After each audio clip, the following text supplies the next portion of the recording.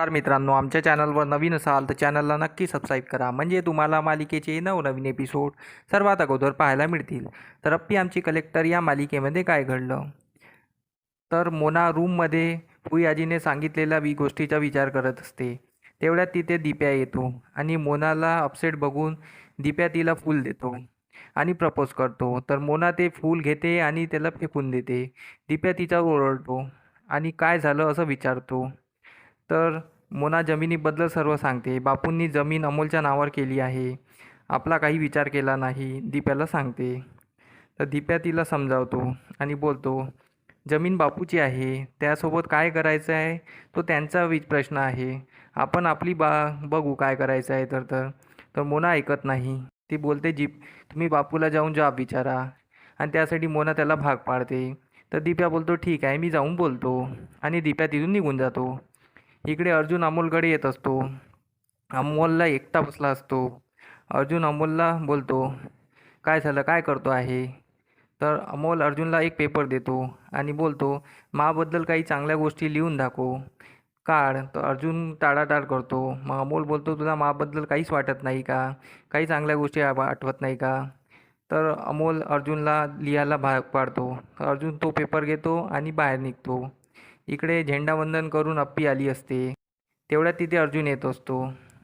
तर कदम बापू अप्पीसोबत बोलत असतात.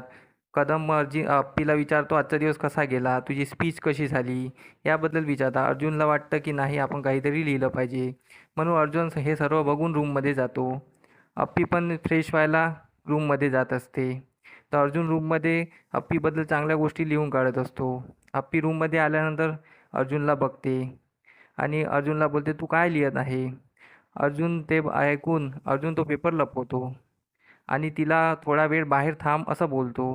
अप्पी काही जात नाही. अर्जुन तिला बाहेर काढतो आणि बोलतो, माझं लिहून झालं की मी तुला दाखवतोच ना.